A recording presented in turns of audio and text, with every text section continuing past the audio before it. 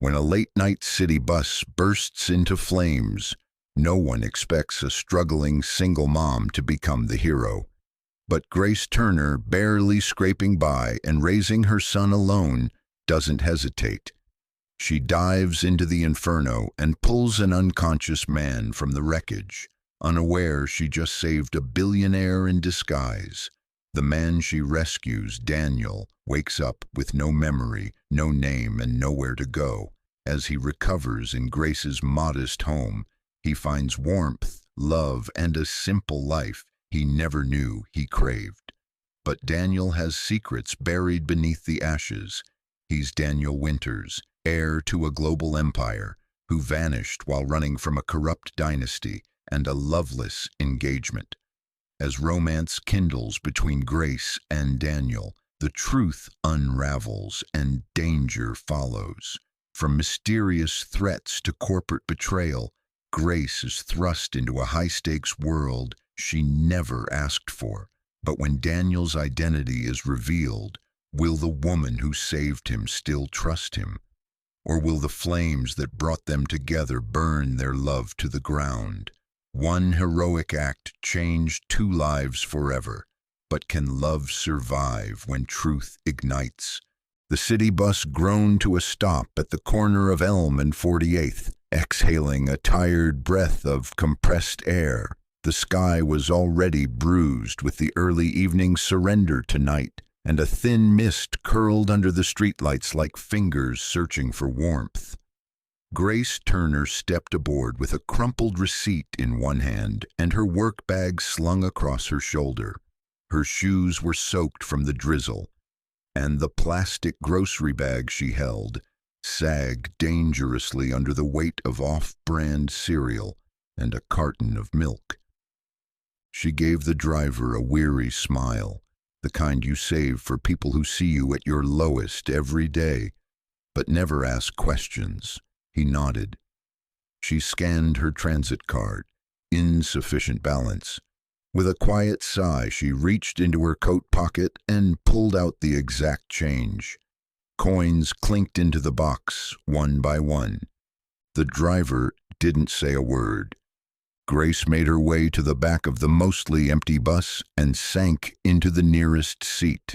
She tugged her hoodie tight and rested her head against the cold glass, watching the city flicker past. Neon signs blinked like Morse code in the fog, storefronts glowing and dying behind streaks of rain. Her thoughts drifted to her son, Eli, likely already asleep on the couch with one sock on, waiting for her. Her neighbor, Mrs. Calloway, had agreed to watch him again, for the third time this week. Grace would thank her tomorrow, if she could find the time. She closed her eyes for a moment. Then everything changed. A sound, like metal screaming, ripped through the bus. The world lurched violently. Tires squealed, glass shattered. The impact knocked Grace from her seat and threw her sideways into the aisle. Pain shot through her elbow as her body collided with the edge of a seat, and then flames. It took a heartbeat too long to realize what she was seeing. Fire bloomed from the front of the bus, curling up the walls like it had been waiting for this moment. Panic screamed around her. The few other passengers were scrambling, coughing, trying to escape through broken windows or the rear door. Someone yelled for help. Another shouted to move. But it was all a blur, a roar in her ears, her breath catching as acrid smoke filled her lungs. Grace stumbled forward, instinct taking over. She scanned the wreckage. Her eyes caught on a figure slumped between two seats, near the middle of the bus. A man, still unmoving.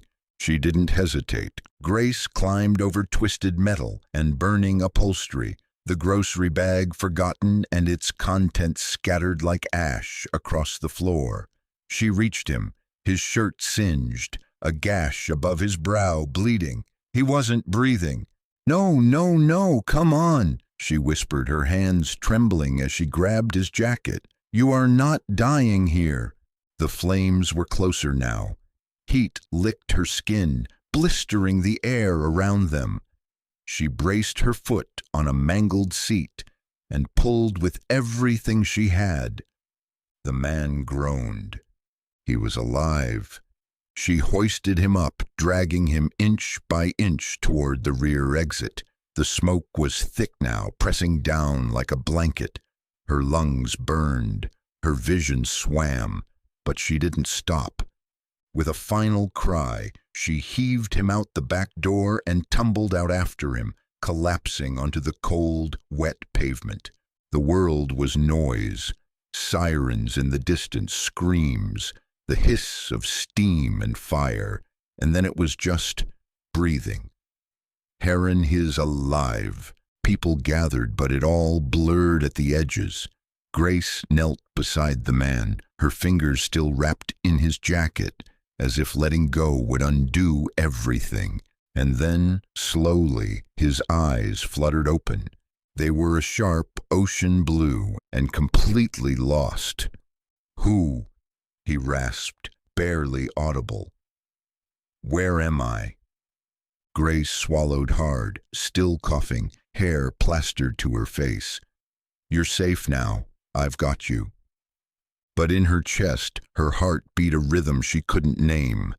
Something had started tonight, something far beyond smoke and fire. She just didn't know what it was yet. The ER was a battleground of urgency and antiseptic calm. Fluorescent lights buzzed overhead while nurses moved like shadows, efficient, focused, silent. Grace sat in a hard plastic chair just outside room 4B, her fingers clutched tightly around a styrofoam cup of lukewarm coffee she hadn't touched. She was still shaking. They had taken the man away the moment paramedics arrived.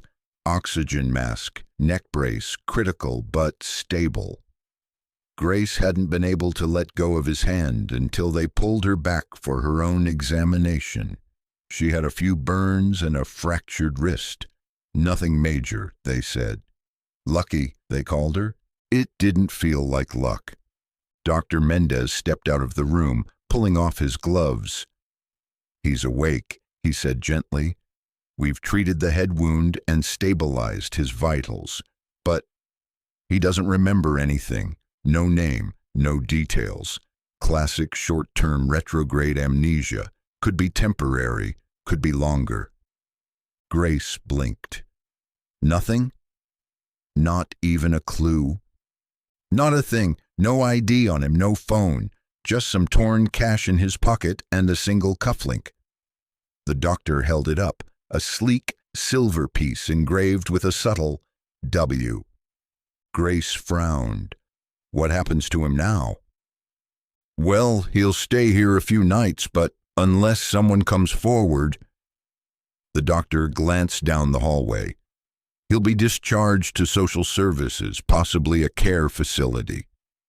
She stared at the door. The man's ocean blue eyes still haunted her, startled, vulnerable, alive. "Can I see him?" she asked. Dr. Mendez nodded. Inside, the man sat propped up against the pillows, skin pale beneath the bruises, bandaged temples stained with dry blood. He looked at her like she was the only real thing in the room. "You pulled me out," he said softly. "Didn't you?" Grace gave a shy smile. "Yeah, I couldn't just leave you there." I don't remember anything before the fire, not even my name." His voice cracked. "I'm sorry if I'm someone important." "You're someone," she said gently, sitting beside him. "That's enough for now." They sat in silence for a moment until he spoke again. "Can I borrow your name?" "Just until I remember mine." Grace blinked. "What do you mean?" "Call me something, anything. I need something to hold on to." She hesitated, then whispered, "Daniel." He smiled faintly. Daniel, I like that. She rose to go, but he stopped her with a question. Why did you come back for me? Grace paused at the door. Because no one else did. Grace's apartment felt smaller than usual when she returned home just before dawn. The fire's scent still clung to her hair and clothes, despite the hospital scrubs they'd given her. She opened the door quietly to find Eli fast asleep on the couch, his arms wrapped around his favorite worn-out stuffed fox, the TV still glowing with static. She brushed the hair from his forehead and kissed his temple. He stirred, half awake. You're home, he mumbled. You smell weird. Fire weird, she whispered. Go back to sleep, baby. The next morning brought headlines and questions. Unknown heroine saves passenger in bus explosion. The local paper ran her blurry photo, taken without her consent, and mentioned the mystery man with no name. The phone at the cafe buzzed all day, and she declined every reporter's call. She didn't want fame. She wanted quiet, stability, a paycheck that covered rent. But she couldn't stop thinking about Daniel. When her shift ended, she visited the hospital again. Room 4B was quiet. Daniel sat by the window staring at the skyline. He looked different in daylight, less broken, more real. A person trying to remember his own soul. You came back, he said, surprised. Yeah, she replied. I thought you might need a friend.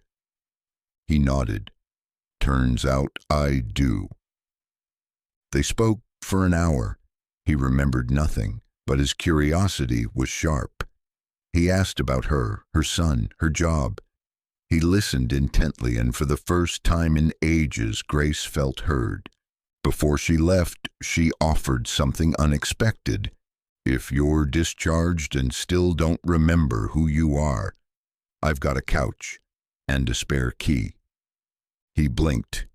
You'd let me stay with you, a complete stranger. You're not a stranger, not anymore. She walked out before he could say another word, heart pounding. Back home, she found Eli at the kitchen table with a crayon drawing in hand. A flaming bus, a stick figure woman pulling another stick figure out, and a little boy giving a thumbs up. You're a hero, Mommy, he said proudly. Grace smiled, holding back tears. But in her chest, something stirred. Smoke never stayed. But ashes could grow into something unexpected. 3 days later, Daniel stood on Grace's front porch, an overnight bag slung over his shoulder and a lost look in his eyes. Grace had nearly talked herself out of it a dozen times, letting a man she barely knew into her home, amnesia or not, sounded reckless. But something about him pulled at her, like gravity refusing to let go. She opened the door before he knocked. Still want that couch? She asked. Daniel smiled. I've never wanted a couch more in my life. The apartment was small, just 2 bedrooms, a cramped kitchen, and a living room with a sagging sofa, but it was clean, warm, and full of life. Eli greeted him like an old friend, peppering him with questions and showing off his toy cars. Grace made them grilled cheese and tomato soup. Daniel, awkward but eager, insisted on helping. He was terrible with the can opener and worse with the stove, but she let him try anyway. He laughed at himself, and the sound surprised them both. That night, after Eli went to bed, Grace offered him a blanket and pointed to the couch. It's lumpy and creaky, but better than a hospital cot, she said. Daniel looked around, expression thoughtful. This place, it's real, you know what I mean? No polished floors, no cold glass. Just family. Grace sat on the edge of the couch, tucking her legs beneath her. You sound like you've been in some fancy places." "Maybe I have," he said, staring at the ceiling. "But I don't remember them. I only remember this. Right now." Grace hesitated. "Is that scary?" Daniel didn't answer immediately. "It should be, but somehow being here makes it okay." The days passed in a rhythm that felt borrowed from a better life. Daniel helped Grace fix a broken cabinet in the kitchen, learned how to pack Eli's school lunches, and began keeping a journal, each entry a map of a mind trying to find itself. He still remembered nothing before the bus fire, but instincts surfaced, how he folded a suit coat with expert care, the way he carried himself when he thought no one was watching. There was a quiet elegance about him that clashed with the image of someone down on their luck. Grace noticed it all, but she didn't press.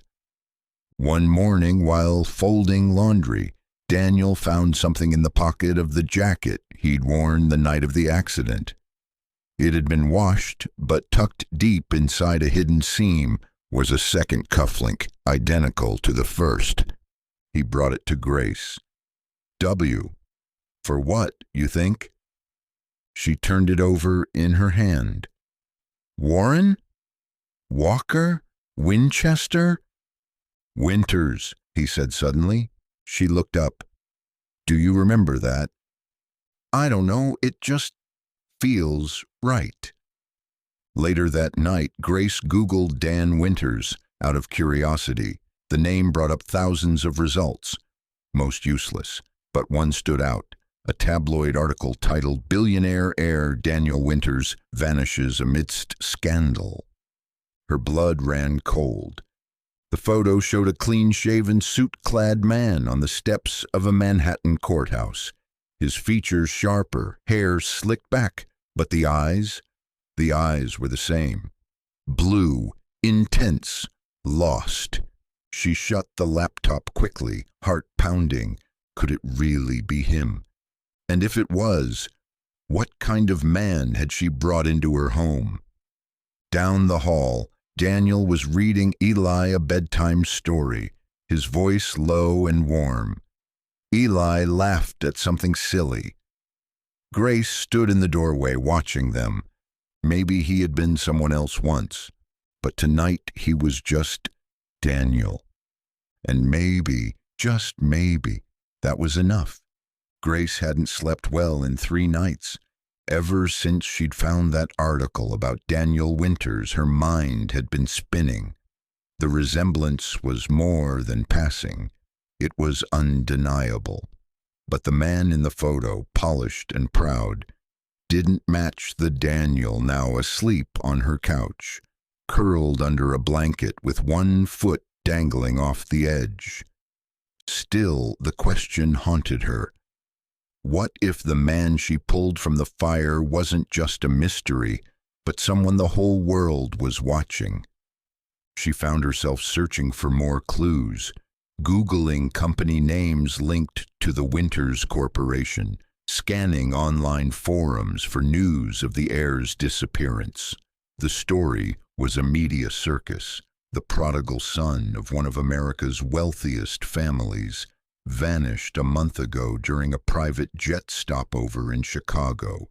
Speculation ranged from suicide to kidnapping to self-imposed exile. What none of them knew was that he was alive and well, and folding her laundry. Across the room, Daniel stirred. "Couldn't sleep either?" Grace shut her laptop in a hurry. "Something like that." He watched her with curiosity. "You've been different lately." She forced a smile. "You're in my home." "Of course I'm cautious." He nodded slowly. "I get it. You don't know who I really am." She swallowed. "Do you think you're dangerous?" Daniel shrugged. "I don't feel dangerous. I feel unfinished." For a long moment, Neither spoke. Then Daniel said softly, "Can I ask you something?" "Of course." "If it turns out I was someone terrible, would you still have saved me?" Grace didn't hesitate. "Yes." "Why?" "Because in that moment you weren't your past. You were a life that needed saving." Daniel looked at her, eyes filled with something she couldn't quite name. "Thank you," he said. It began with the black SUV. Grace noticed it 2 days in a row, parked half a block down, engine idling, windows tinted too dark for state regulation. The first day she dismissed it. The second day, it unsettled her. The third day, it followed her to Eli's school. When she got home, she locked the door and closed the blinds. Daniel was in the kitchen attempting pancakes with moderate success. "You look like you've seen a ghost." She hesitated, then told him about the SUV. He tensed immediately, spatula pausing mid-flip. "You're sure it followed you?" Grace nodded. "It's not just in my head." Daniel's expression shifted. He looked suddenly alert, calculating. "What if someone's looking for me?" he asked. "You think they found you?" He didn't answer directly. Instead, he stepped away from the stove and paced. "If I was rich, powerful, and I disappeared, wouldn't someone come looking? A family, a company, someone with resources." "Someone who'd send men in dark cars?" she said softly. He met her eyes. "Exactly." That night, Daniel sat awake at the kitchen table, journal open, pen idle in his hand. Grace watched him from the hallway. He looked more like the man in that article than ever before. Calm, strategic, unknowingly commanding. She returned to her room and locked the door. Not because she feared him, because she feared what the world might try to do to him, or worse, what it might do to her and Eli if they were caught in the crossfire. Grace was cautious now. Every trip to the grocery store, every walk to Eli's school, her eyes were always scanning. The black SUV hadn't shown up again, but that only made it worse. Knowing something was out there and not being able to see it was like waiting for thunder after lightning. She kept Daniel updated.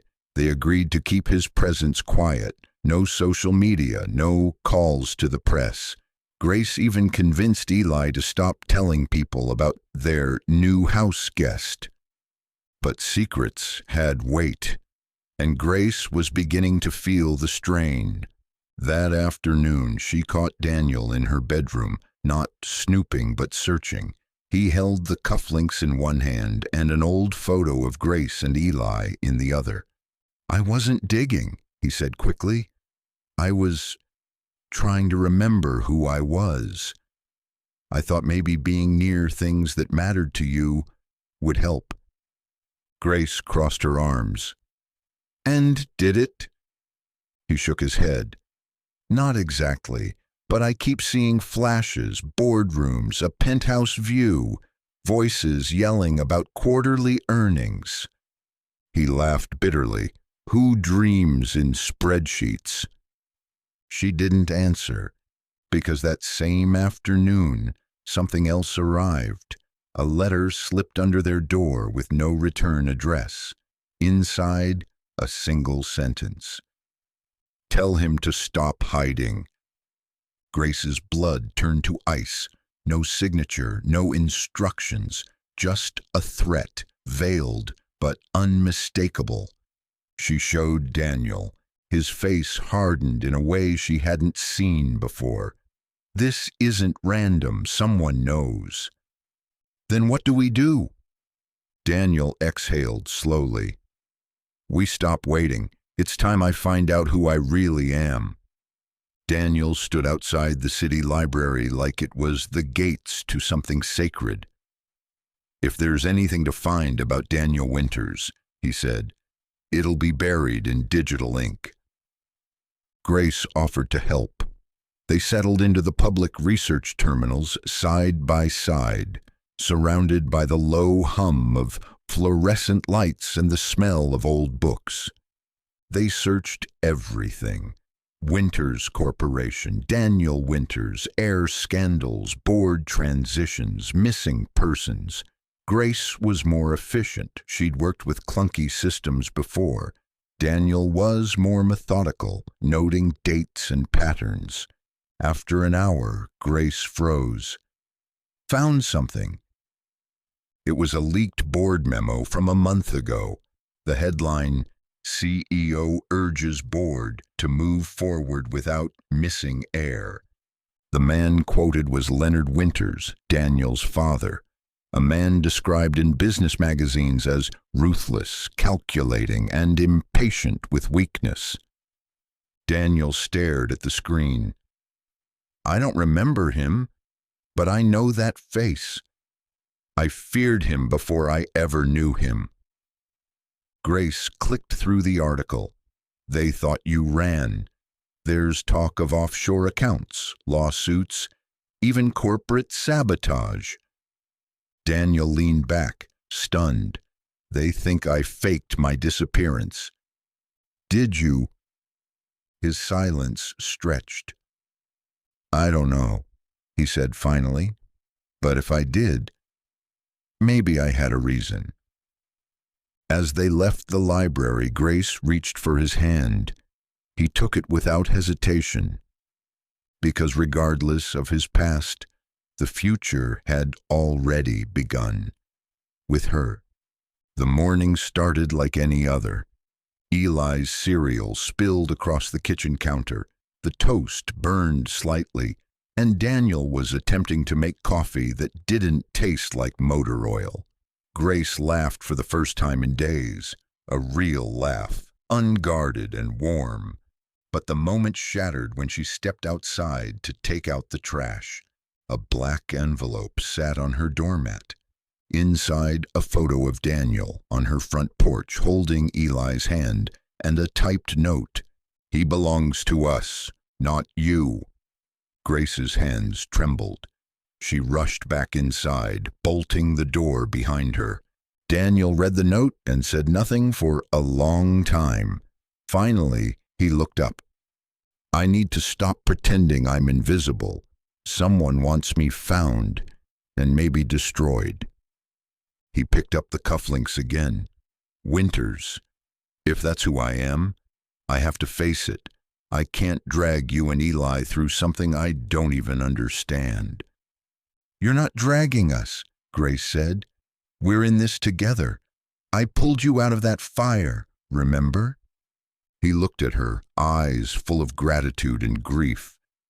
What if I pull you into one instead? That night, the fire came.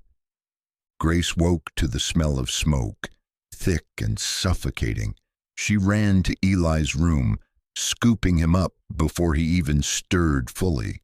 From the living room, flames licked across the curtains and crept toward the ceiling. The front door was blocked by heat. Daniel shouted from the kitchen, "This way, through the window!" Glass shattered. Smoke poured into the hallway. Coughing, Grace passed Eli to Daniel, who guided him out the kitchen window to the fire escape.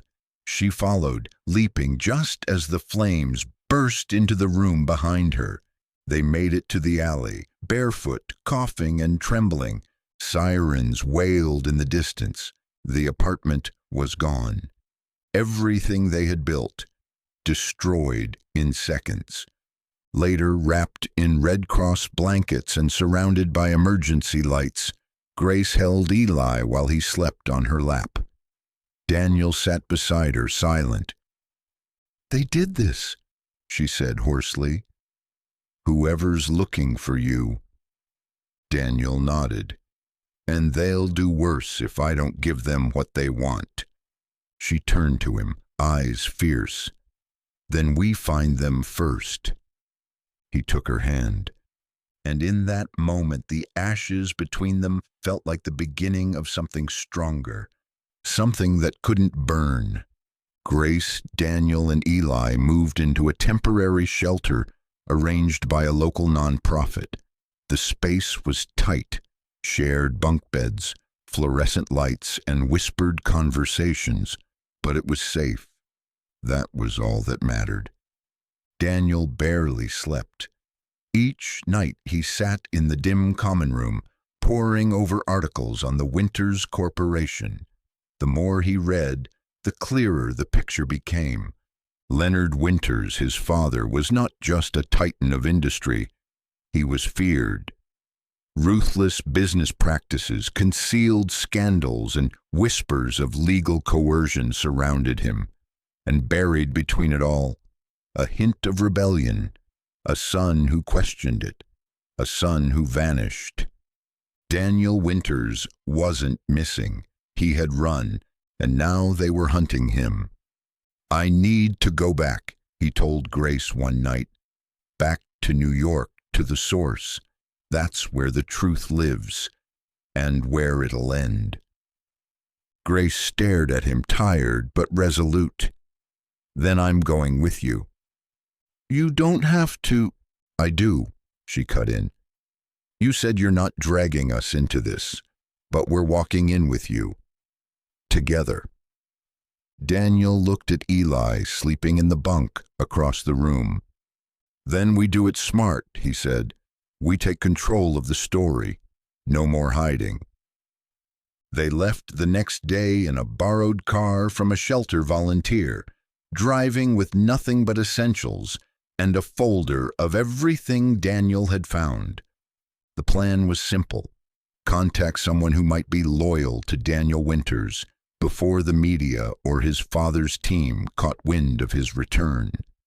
If they could find one ally inside the Winters empire, they might stand a chance. Daniel remembered a name, a flash from his broken memories: Clara Desai, his former executive assistant, fiercely intelligent, fiercely loyal. Grace found her on LinkedIn. She now worked as a COO at a smaller tech firm outside the city. They arranged a discreet meeting at a quiet diner in Yonkers. Clara walked in wearing a tan trench coat and dark sunglasses. When she saw Daniel, she stopped mid-step, hand to her mouth. "Oh my God," she whispered. "It's true." Daniel stood, unsure. "You remember me? I never stopped looking for you." Over coffee and trembling hands, she confirmed it all. His disappearance wasn't just scandal. It had shaken the company. Rumors swirled that he had uncovered corruption within his father's circle. The board had closed ranks. The media had been fed lies. "You vanished right after trying to audit your father's private holding accounts," she said. "You were going to blow the whistle." Daniel exhaled like he had been holding his breath for a month. "That explains everything." Clara looked at Grace. "You saved him." Grace nodded. "But he's not safe yet." Clara leaned in, voice low. "If you want to bring down your father, you'll need proof, and you'll have to go back into the lion's den to get it." Daniel met Grace's eyes. "I'm ready." The Manhattan skyline gleamed like glass and steel ambition under a gray morning sky. From the passenger seat of the borrowed sedan, Daniel stared at the Winters Tower rising above Midtown, fortress-like, unapologetic, and blindingly familiar. "I've been here before," he murmured. Grace sat beside him, her expression tight with worry. Eli was safe in upstate New York, temporarily staying with Clara's sister. Grace hadn't wanted to leave him, but Daniel had insisted this part was too dangerous. And Grace knew if anything happened to her, Eli had to be far away from it.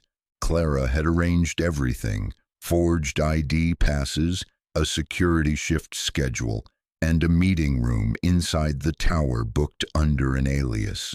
The plan was to get to the archival server vaults in the sub-basement. That's where Daniel had last traced the financial anomalies, a series of hidden transactions that had mysteriously disappeared from public audits. "They'll be guarded," Clara had warned, "not by security guards, but by encryption, layers of bureaucracy, and the eyes of people who owe everything to your father." Daniel and Grace entered through the side employee entrance, their badges scanned clean. Clara's contact had done his job. The inside was just as Daniel had remembered. Marble floors, chrome elevators, staff too polished to smile. As they rode the elevator to level B3, Grace stole a glance at him. "You're shaking." Daniel looked down. His hands trembled against the edge of the steel wall. "I'm not scared of being caught," he said. "I'm scared I'll find out I did something to deserve all this." "You didn't," she said simply. "The man who risked his life for my son, who fixed my cabinet and makes terrible pancakes, that man wouldn't steal. He wouldn't run unless he had no other choice." The elevator chimed. Sub-basement level 3. They stepped into a hallway dimly lit by recessed fluorescents. No one was in sight. Clara had said the security team rotated away from this floor for precisely 12 minutes every morning. Grace followed Daniel to a steel-reinforced door labeled Archives. He swiped the access card, then keyed in a sequence Clara had memorized from her days as an assistant. The lock clicked. Inside, rows of server stacks hummed in a controlled chill. The data they needed would be stored on an isolated terminal, one that couldn't be accessed remotely. It was an analog dead zone built that way on purpose. Daniel found the right machine and started typing. Grace watched the door. Minutes passed. Then, "Got it," Daniel whispered. "There's a paper trail. Offshore funds filtered through dummy charities. Shell companies registered in untraceable zones. Millions moved during board meetings I attended. They tried to bury it all." He inserted a flash drive Clara had given him and began transferring files. That's when they heard it. Footsteps. 2 pairs, fast, closing in. "Go!" Daniel snapped, pocketing the drive. Grace didn't ask questions. They ran, bursting from the archives and diving into a utility tunnel Clara had marked on the map. The tunnel led to a service stairwell, and from there to the street. By the time Winters Tower's head of security reached level B3, the room was empty. All that remained was a terminal blinking "transfer complete." They didn't stop running until they were 10 blocks away. Breathless, they ducked into a quiet deli, hidden behind racks of canned soup and soda coolers. Daniel collapsed into a chair, his chest heaving. Grace crouched beside him, hands on her knees. "You okay?" she asked, brushing his damp hair away from his face. "I don't know," he said. I think I'm finally awake." He handed her the flash drive. "Proof?" he said. "We have everything we need to expose them." "Now what?" "We go public. The media. Clara has a contact at the Ledger. They've been circling the Winters family for months. If we give them this, they'll blow it wide open."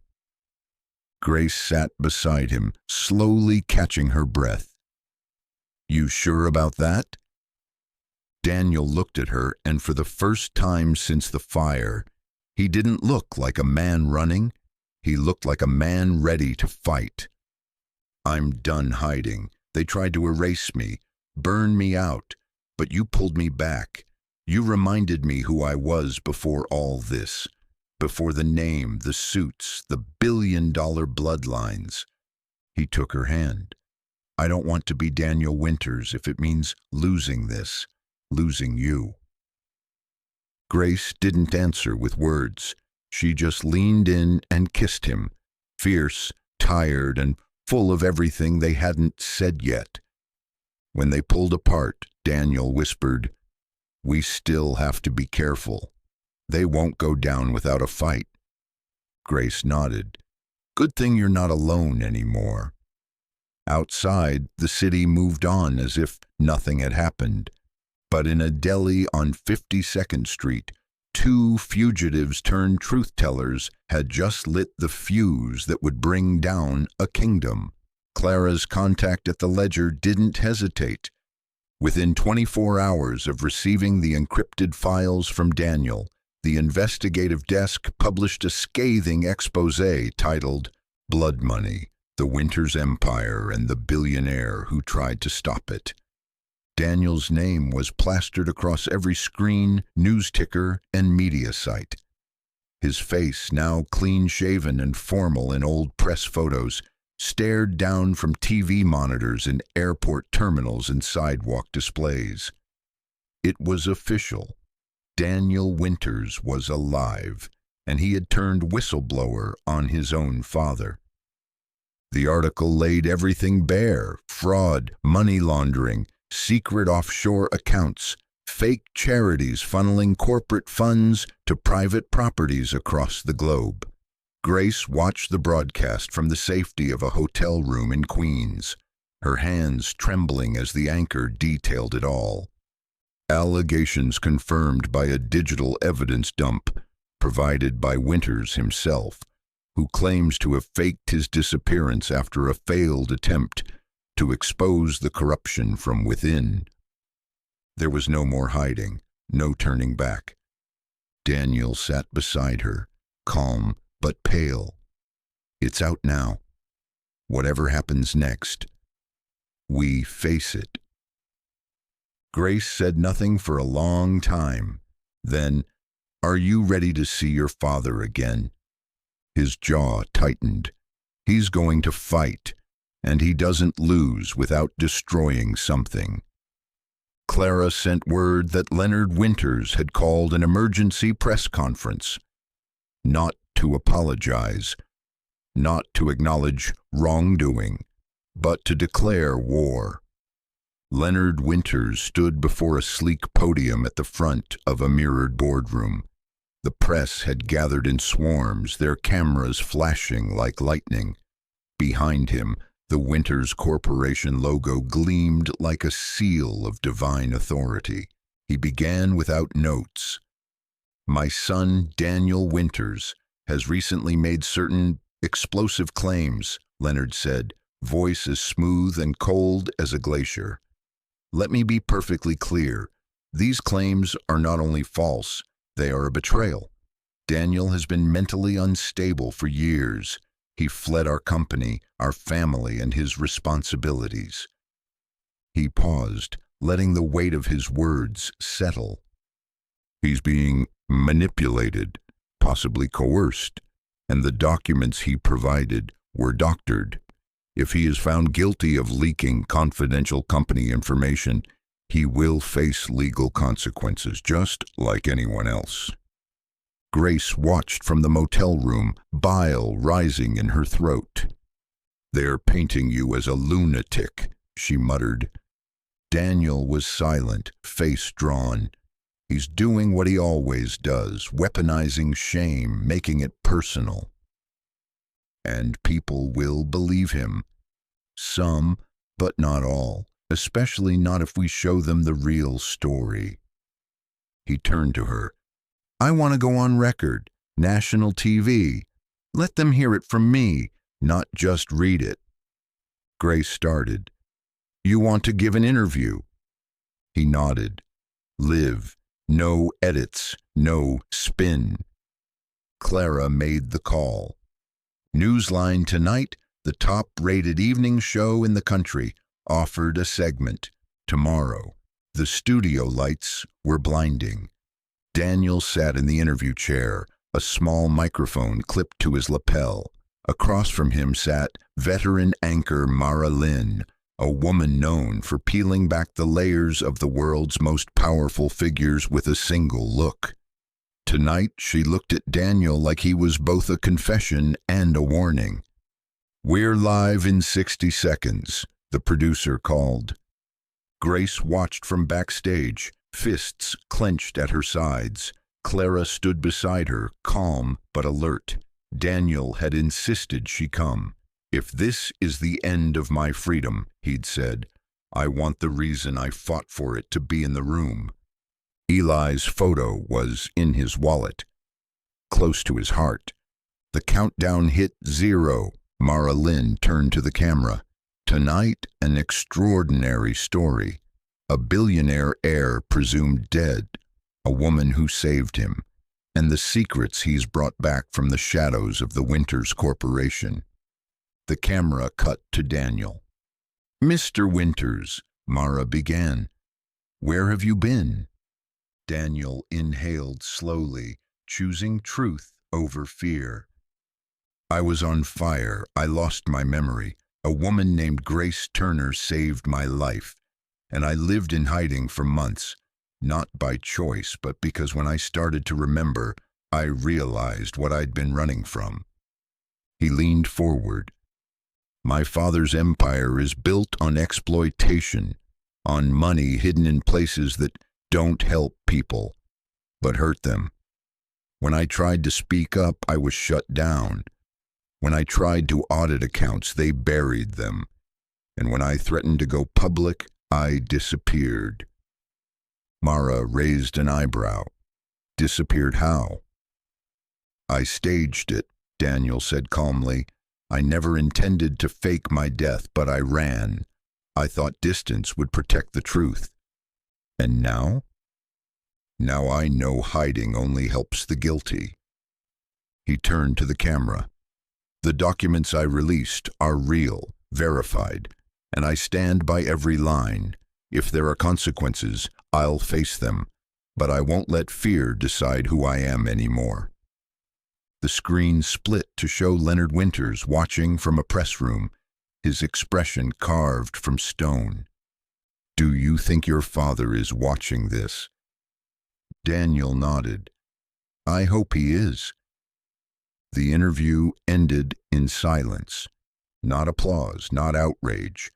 Just a stunned stillness, as if the country had collectively forgotten how to breathe. And then it broke. On social media, Daniel's name trended in every major country. Clips of his speech flooded news feeds. The hashtag #Daniel's Truth eclipsed every corporate PR defense his father tried to push. Influencers, journalists, even former Winters Corp employees began to speak out. Grace, still backstage, stared at her phone as messages poured in from people around the world. Survivors of corporate exploitation, families defrauded by shell charities, former employees who had been silenced. They all had one message: "Thank you." Daniel stepped off stage and walked directly to her. "You did it," she whispered, and he shook his head. "We did." They embraced, more than a hug, less than forever, but enough to say what hadn't been said. "I'm yours. I trust you. I don't want to do this without you." Clara approached, face flushed. "We've got whistleblower protection being negotiated. Public sympathy is on our side. They won't dare arrest you now, not without a war." But Grace saw the tension in Daniel's shoulders. He wasn't celebrating. He was waiting for the next move. Because Leonard Winters didn't lose battles, he destroyed them. And this time, the battlefield was personal. The blow came not with violence, but with precision. The morning after Daniel's interview, federal agents arrived at the motel where he, Grace, and Clara were staying. Warrants in hand, charges printed in bold ink. The accusations: corporate theft, unlawful distribution of proprietary data, breach of fiduciary duty. "We were warned," the lead agent said bluntly. "Powerful people don't stay silent when you embarrass them on national television." Grace's stomach turned. But the documents were real. Verified. They're also classified corporate property. The legality doesn't matter right now. The optics do. Clara stepped forward. You're making a mistake. This is retaliation. The agent didn't flinch. Then prove it in court. Daniel was handcuffed and escorted into a black government SUV, flanked by reporters shouting questions and flashes strobing the sidewalk. Grace tried to reach him, but a wall of bodies separated them. Their eyes met for a split second. He smiled, just barely. That smile broke her. The media devoured it. One day a hero, the next a criminal. Leonard Winters stood at his penthouse podium again, oozing manufactured sorrow. My son needs help, not punishment. This is a tragedy, but as CEO, I must protect the company's integrity. His lies painted Daniel as unstable, manipulated, and reckless. He's not the man I raised, Leonard said coldly. From her room, Grace whispered to the TV, You're right, he's better. But she wasn't helpless. She called Clara. We're not done. No, Clara said. We're just getting started. They met in a quiet, private office rented under Clara's name. The walls were bare, the windows sealed, the air taut with tension. We need to break the story again, Clara said. Not the scandal, the human side. The Daniel they don't see, your Daniel. Grace paced. I'm not media trained. I'm not a spin doctor. You're the only one people trust more than him, Clara replied. You saved his life. You know who he really is. Grace nodded slowly. Then I'll tell them. 2 days later, Grace sat on the same stage where Daniel had given his first interview. This time, it was just her. No lights, no anchor, just a live stream viewed by millions. I'm not a lawyer, she began. I'm not a businesswoman. I'm just someone who saw a man dying and couldn't walk away. She told the whole story. The fire, the rescue, the man with no memory who made her laugh, who folded laundry and read bedtime stories and fixed a cabinet with too many nails. Daniel Winters is not the monster his father wants you to believe in. He's a man who chose truth over power, who gave up everything, including his name, to do the right thing. She paused. And now they're trying to bury him again. Her voice cracked, but she didn't stop. If you believe in justice, don't let this disappear. Demand a hearing, demand protection, demand better from the people who built their empires on the backs of people like you and people like me. When the feed ended, silence hung in the studio. Then her phone exploded. The public had heard her. And they were done with Leonard Winters. Leonard Winters summoned her. Not with a letter, not through lawyers, personally. A black car arrived outside the community center where Grace had been speaking with reporters. The driver stepped out, handed her a note on expensive stationery with the embossed Winters seal, and said 3 words, he wants peace. Grace almost laughed, but she went, not because she believed him, because she wanted him to see that the woman who pulled Daniel from fire wasn't afraid of his empire. The penthouse elevator opened into a cathedral of wealth. Marble floors, gold-accented bookshelves, the kind of silence that only came from money and power. Leonard stood at the far end of the room, back to her, looking out over the skyline like it belonged to him. Miss Turner, he said without turning, or may I call you Grace? You may not, she replied coolly. He turned then, measured, elegant, lethal. You're here because I allowed it, not because you belong in this world. Grace crossed her arms. Neither do you, not anymore. He smiled, a snake's curl. I admire your courage, truly, but you're meddling in things you don't understand. My son, your project, is a man torn apart by sentimentality. He was never strong enough to lead. You mean he was too human to lie? Leonard approached, voice low. You think he loves you. He loved privilege first. He'll remember that when he loses everything. Grace stood tall. You can destroy his money, his name, even his freedom, but you'll never erase what he did, or what he is now. And what's that? Mine. The word hit like a crack of thunder. She turned and walked away, not waiting for his reply. She had a press meeting to attend, and the world was waiting. Daniel sat alone in the cold, sterile visiting room of the Federal Holding Center. The guards had been instructed not to speak to him.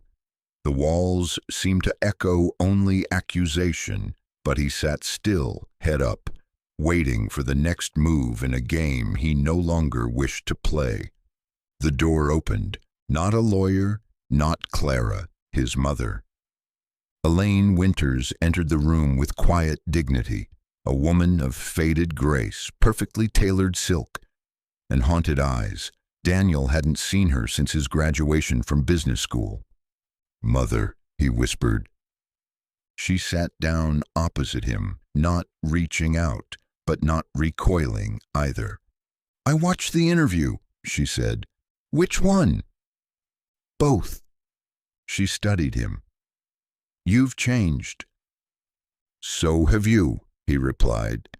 For a long time, silence filled the space between them like fog. Then she said, I knew about the accounts. Daniel blinked. What? I didn't know the details, but I knew your father was laundering money. I didn't speak up. I was afraid. He stared at her. Why are you telling me this now? Because I'm not afraid anymore. She slid a USB drive across the table. These are board communications, unofficial minutes, signed internal memos. You'll find everything you need to dismantle the machine. Daniel stared at the drive. Elaine stood. You've already done what I never could.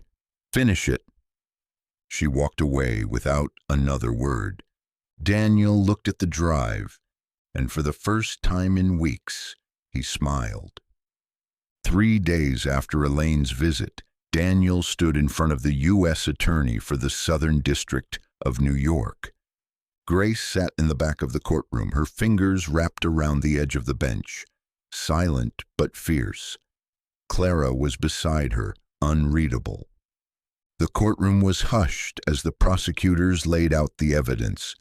The drive from Elaine, the original financial audit, and testimonies from former Winters executives, emboldened by Daniel's interview and Grace's impassioned live stream. Leonard Winters was not on trial yet, but the system was circling him like sharks scenting blood in the water. Daniel was not there to be convicted. He was there to testify. As he stepped up to the stand, the room adjusted. Reporters leaned in, cameras snapped. Even opposing counsel held their breath. Daniel began slowly, recounting his history with the company, the rise through nepotism, the guilt he buried under expensive suits and corporate handshakes. Then he spoke of the audits, the pushback, the veiled threats. I disappeared not out of cowardice, he said, voice clear, but because I was told explicitly if I didn't, people I cared about would pay. He glanced at Grace. I believed that for a long time, until someone reminded me that truth matters more than safety. Murmurs filled the chamber.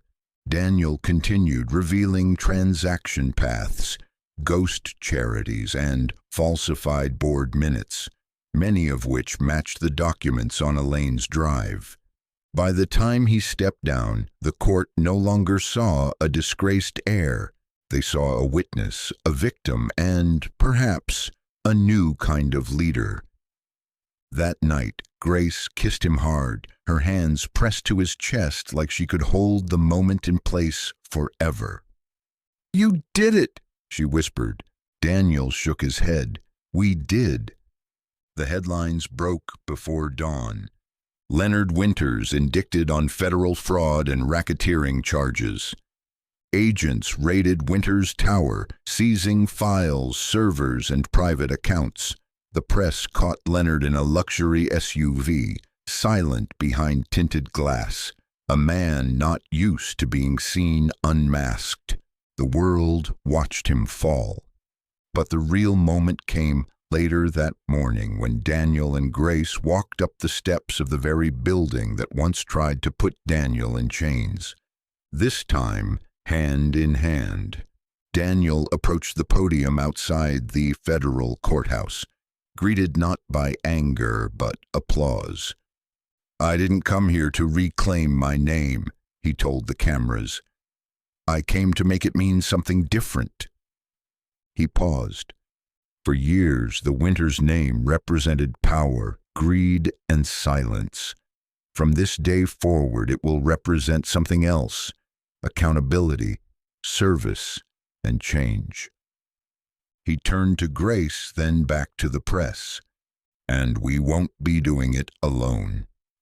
Later, in private, Grace pulled him close in the courthouse hallway. "You know this isn't the end, right?" she said softly. "It's just the start." Daniel smiled. "Good, because I'm not afraid of beginnings anymore." They didn't wake up to headlines or alarms. They woke up to quiet. For the first time in months, Grace opened her eyes in a place that wasn't temporary. Clara had found them a small, sunlit apartment in Brooklyn, a safe space with real furniture, clean sheets, and a window that caught the sunrise. Eli was already up, drawing at the kitchen table, still too young to understand how his life had shifted overnight. Daniel sat beside Grace, watching her breathe before she stirred. "You look like someone who won a war," she mumbled. "I feel like someone who lost and found the right things," he said. They spent the day doing what normal people do: folding laundry, grocery shopping, and helping Eli assemble a complicated Lego set. And yet, under every moment was the knowledge that their lives had been built on something unusual: fire, memory, secrets. "I don't know how to be this version of myself yet," Daniel admitted as they sat on the fire escape that night, sharing a cup of tea. "You'll learn," Grace said, resting her head on his shoulder. "I was raised to lead, but I never learned how to love." She smiled against him. "Then we'll both be beginners." He kissed her then, soft, certain, not desperate like before, but like a man who finally had time to learn her, time to stay. Daniel declined his board seat. The Winters Corporation had been left leaderless after Leonard's arrest. Shareholders wanted Daniel to return as CEO, to restore confidence and revitalize the brand. But Daniel said no. "I'm not going to build empires," he told them. "I'm going to dismantle the ones that need to fall and help others rise." Instead, he launched a nonprofit called Ashline, a nod to both fire and rebirth, focused on financial transparency in global philanthropy. Clara became its executive director. Grace helped design its family outreach wing. They started small, quietly. Grace worked remotely while continuing to raise Eli, and Daniel never missed a parent-teacher night again. But not everything was simple. Some days the trauma of nearly losing everything crept up in ways they didn't expect. Daniel woke from nightmares. Grace sometimes flinched at the sound of sirens. They argued over boundaries, over time, over what it meant to protect versus control. But they talked, always, and in talking, they healed. "You think we'll ever go back to normal?" Grace asked one afternoon as they walked through Prospect Park, hand in hand, while Eli ran ahead with a kite. Daniel looked at her, then at their son and the blue sky above. "No," he said, "I think we'll build something better." It was a Thursday when she walked into the office, impeccably dressed, eyes sharp behind gold-rimmed glasses and heels that clicked with precision. Grace was helping Clara review local grant proposals in the Ashline office's modest Brooklyn headquarters when the front door opened. She looked up from her laptop and froze. The woman didn't wait for permission. She stepped in like she still owned boardrooms and countries. "I'm looking for Daniel Winters," she said smoothly. Clara looked up. "He's not available right now. Can I ask who—" "I'm his fiancée," the woman interrupted. Grace's pen slipped. "I'm sorry." "What?" Clara blinked.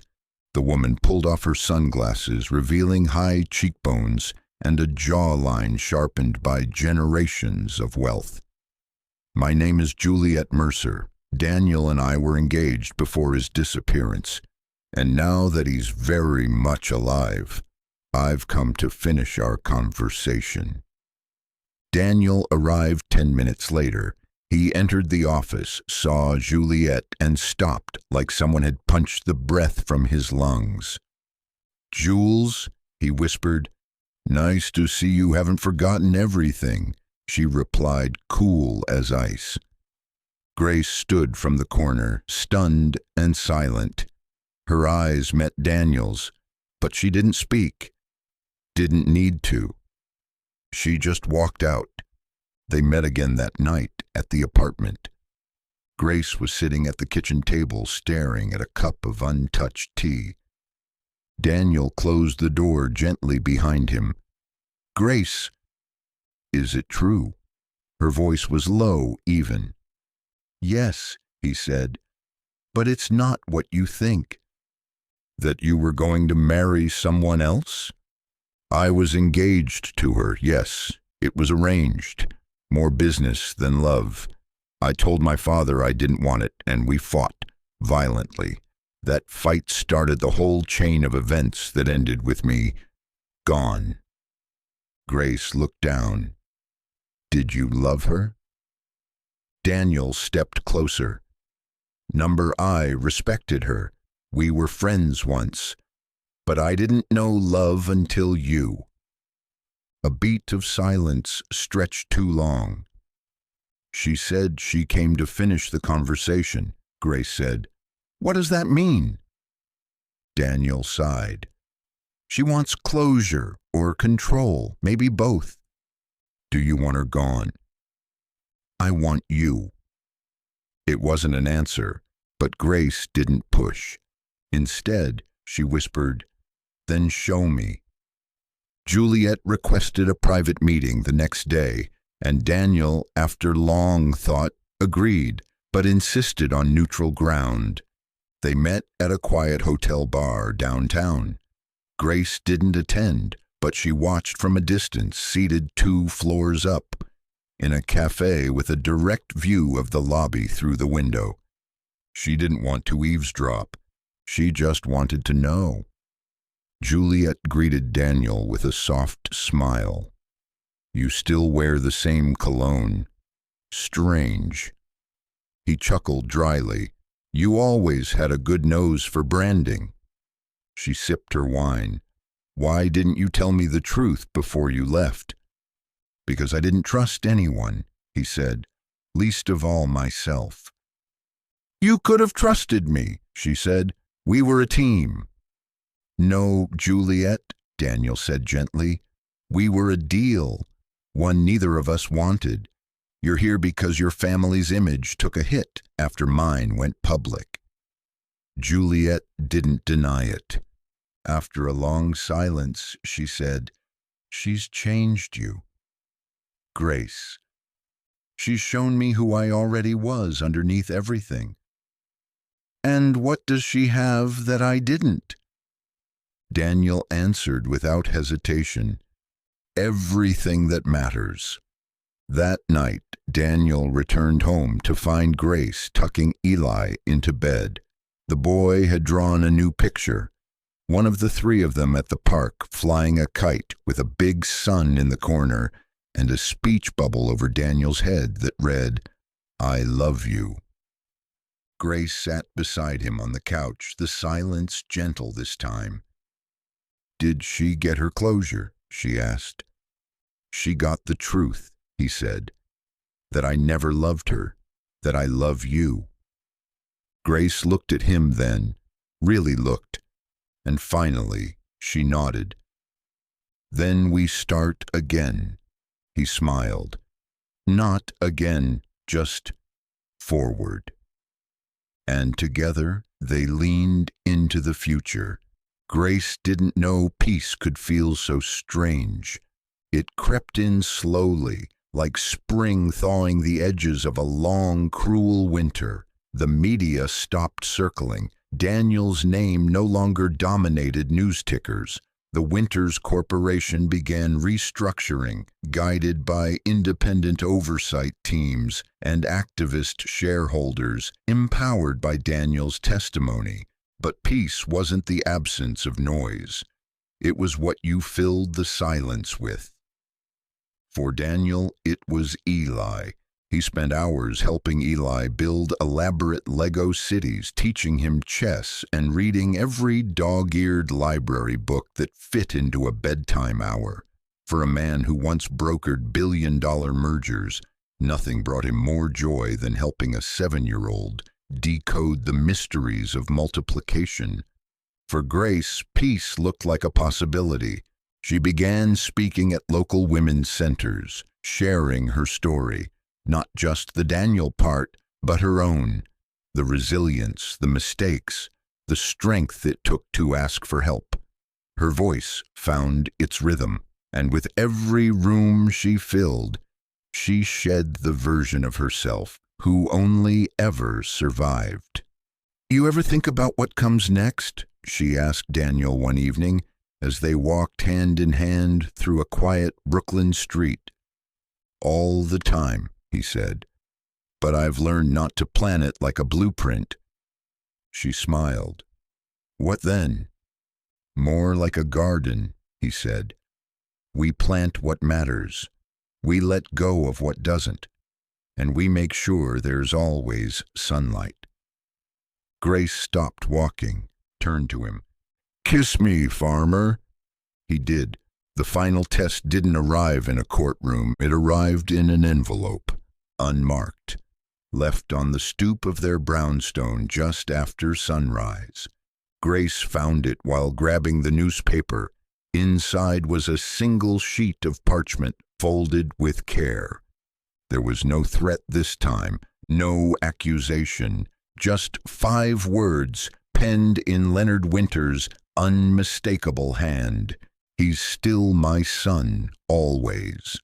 No signature, no address, just that haunting, heavy sentence. Daniel read it in silence. His fingers tensed around the paper, then loosened. "He's in federal prison," Grace said gently. "This could have been written months ago." Daniel nodded. It could also mean he's still trying to control the narrative, even from inside. "Does it matter?" He folded the letter. "Not to me." Grace waited. Daniel placed the letter in the fireplace and lit a match. They watched it burn until the words curled into ash. He turned to her. "He gave me his name, but you gave me my life." She stepped into his arms, feeling the echo of that truth in her bones. And in the space between heartbeats, something clicked into place. not as a dramatic finale, but as the quiet certainty of two people finally free. 1 year later, the bus stop looked the same. Same cracked sidewalk, same rusted bench, same flickering streetlight that always buzzed just before dusk. Grace stood quietly on the curb, Eli at her side and Daniel just a few steps behind them, holding a modest bouquet of white lilies. The small crowd gathered under cloudy skies. Reporters, survivors, first responders. A plaque had been installed at the scene, commissioned by Ashline and unveiled that very morning. It read, "In honor of those lost and those who risked everything to save one." Daniel placed the flowers gently at the base. "That night, it feels like another lifetime," he said. "It was," Grace replied. "We were different people then. You pulled me from the fire." "You gave me something to pull," she said with a soft smile. Eli tugged on Grace's sleeve. "Does this mean we're famous again?" Grace laughed. "It means we remember, that's all." The city kept moving around them, buses rolling by, people rushing past, unaware of the quiet miracle that had taken place on this very street. But for Grace and Daniel, this moment wasn't about spectacle. It was about roots, about the moment their lives collided and everything that bloomed from it. Later that night, Grace sat beside Daniel on the rooftop of their home, a renovated loft above Ashline's new headquarters. The city glowed around them. The stars were faint, but they tried their best. "Tell me again," she whispered, curling into his side. "Tell me how it started." He turned to her, kissing her temple. "It started with fire," he said, "with smoke and panic. A man with no name, a woman who couldn't look away." Grace smiled. "And how does it end?" Daniel thought for a long moment. Then he said, "It doesn't." She looked up. "It keeps going. In every life we help, in every lie we refuse, in every moment we choose truth instead of silence. We're not just survivors, Grace, we're architects." "Of what?" "Of the life we almost never had." Inside, Eli was asleep, safe, snoring, one leg kicked out of the blanket. His drawing of their family, now framed, hung by the door. On it, the words he'd added in crayon. "We're not lucky, we're loved." Daniel and Grace watched the skyline in silence for a while longer. No more fires, just warmth, and everything ahead of them, together, forever,